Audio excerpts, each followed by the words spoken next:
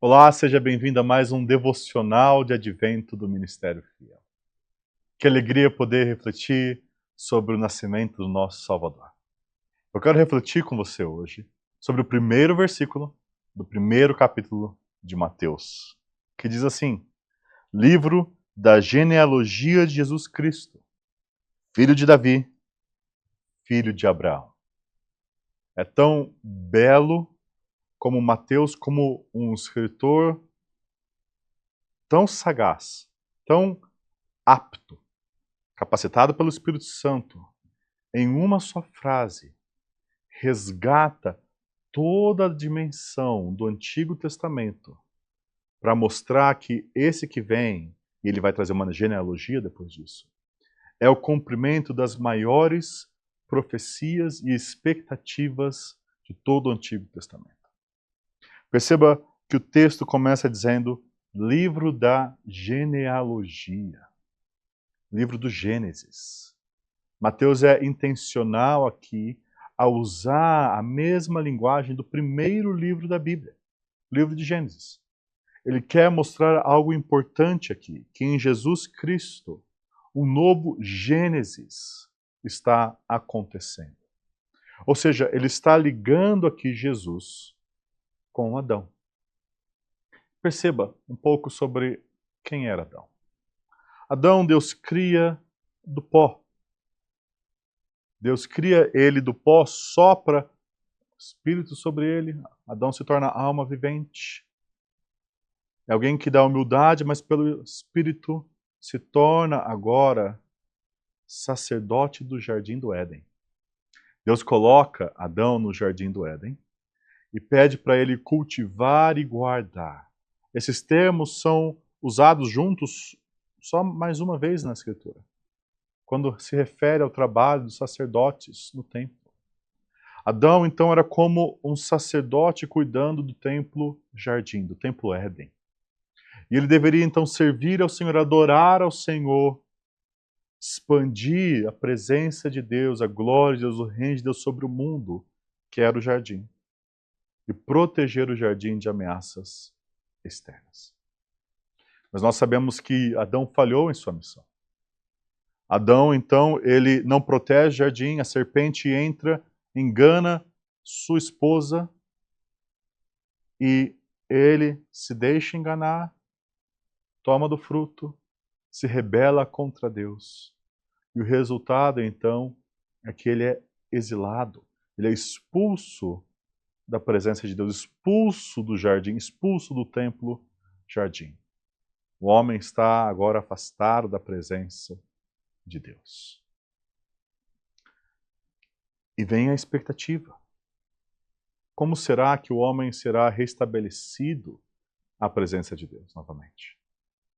Até que em Gênesis 3, quando Deus está amaldiçoando a serpente, a mulher e o homem, nós vemos que a maldição sobre a serpente tem a primeira promessa de redenção, aquilo que é chamado de proto-evangelho, que viria alguém que seria da semente da mulher, descendência da mulher, e pisaria sobre a semente da serpente, sobre a descendência da serpente.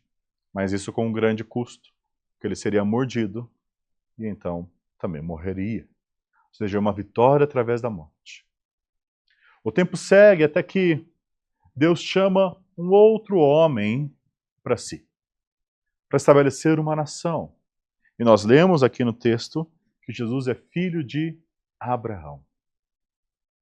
Abraão é uma figura bem conhecida do Antigo Testamento, lá em Gênesis mesmo, patriarca, o pai de toda a nação de Israel. Abraão foi aquele que Deus chamou de Ur dos Caldeus, terra pagã, para servi-lo, para ir à terra prometida. E Deus promete a esse homem um filho. Só que há um problema. Abraão já era velho. Já era de idade avançada, ele estava em fraqueza, mas a promessa de Deus vem e Abraão e Sara concebem o filho da promessa, Isaque. Deus havia prometido para Abraão que através dele todas as famílias da terra seriam abençoadas. Existiria uma reversão da maldição de Gênesis para todas as nações através de Abraão e da sua descendência.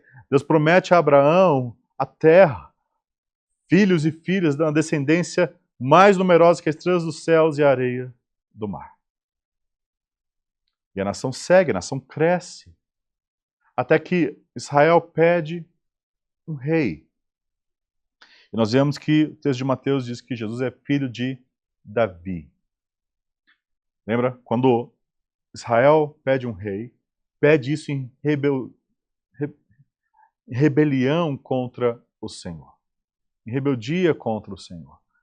Escolhem um rei segundo os seus próprios olhos, escolhem Saul, mas Deus traz um rei segundo o seu coração, Davi, que era o mais desprezado dos seus irmãos. Aquele que, quando o profeta Samuel veio para ungir, estava cuidando da malhada. Aquele que ninguém se importava. Aquele que era fraco. Aquele que estava em humildade. Mas Deus unge esse rei. E Deus, então, através de Davi, liberta o seu povo, estabelece a nação e promete a Davi algo maravilhoso. Veja, Davi amava o Senhor. Davi queria muito adorar ao Senhor. Ele estava num palácio, mas Deus numa tenda, e ele queria construir um templo ao Senhor. E Deus promete que não seria Davi que construiria, mas o descendente dele. E Deus promete a Davi também que estabeleceria sua casa. E não seria Davi que construiria uma casa, um templo para Deus, mas Deus que construiria uma casa para Davi, a sua descendência, que teria reinado para sempre. Só que daí, conforme nós avançamos, nós percebemos que, assim como Adão foi exilado do Jardim do Éden, nós vemos também que Davi e os seus descendentes se rebelam contra o Senhor. E a nação de Israel e de Judá, então, entra em exílio. E agora nós temos um período de silêncio depois do profeta Malaquias. E onde as expectativas de Israel estavam? Expectativas de Judá. Cadê o rei prometido sobre o trono? Cadê a bênção global através da descendência de Abraão? Cadê a vitória sobre a serpente?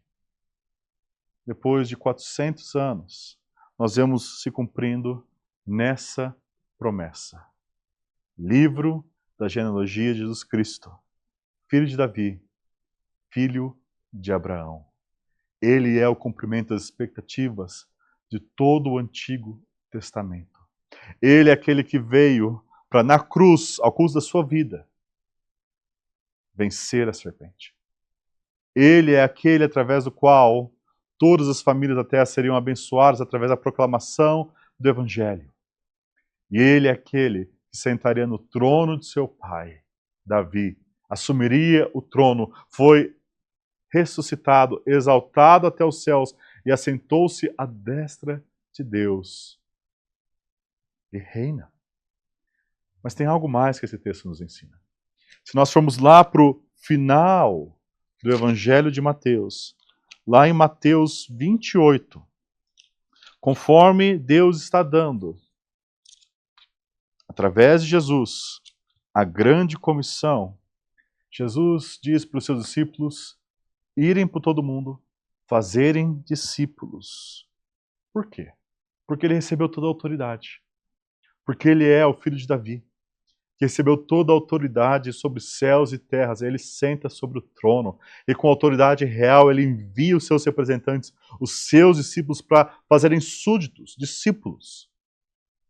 Por quê?